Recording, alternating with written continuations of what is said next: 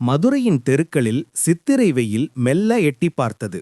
கவிக்கு அந்த தமிழ் புத்தாண்டு அதிகாலையில் அவள் கண்ட கனி காணுதல் நிகழ்வோடு தொடங்கியது.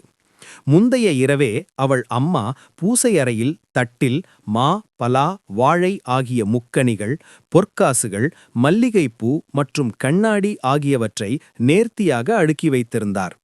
விழித்தவுடன் மங்கலப் பொருட்களை பார்ப்பது இந்த ஆண்டு முழுவதும் செழிப்பை தரும் என்று அம்மா அவளை கூட்டிச் சென்று கண்ணாடியை காட்டினார்.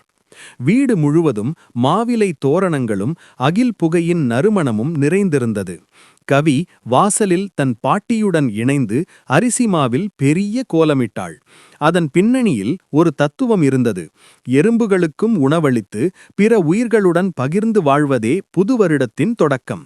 மதிய உணவில் மிக முக்கியமானது வேப்பம்பூ பச்சடி. இதில் கலந்திருக்கும் அறுசுவைகளும் வாழ்க்கையின் உண்மையை உணர்த்தின. வேப்பம்பூ கசப்பு, அதாவது துன்பம்; வெல்லம் இனிப்பு, அதாவது மகிழ்ச்சி; மிளகாய் காரம், அதாவது கோபம் அல்லது வேகம்; மாங்காய் புளிப்பு, அதாவது ஏமாற்றம் அல்லது ஆச்சரியம். வாழ்க்கை என்பது இனிப்பு மட்டுமே அல்ல கவி, எல்லா சுவைகளையும் சமமாக ஏற்றுக்கொள்வதே மனப்பக்குவம் என்று தாத்தா அவளுக்கு பச்சடியை ஊட்டினார்.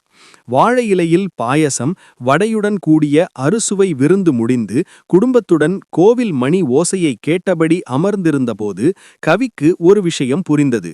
புத்தாண்டு என்பது வெறும் தேதி மாற்றம் மட்டுமல்ல, அது நம் பாரம்பரிய வேர்களை போற்றி புதிய நம்பிக்கையுடன் பயணத்தை தொடங்கும் ஒரு அழகான திருவிழா. இனிய தமிழ் புத்தாண்டு நல்வாழ்த்துக்கள்.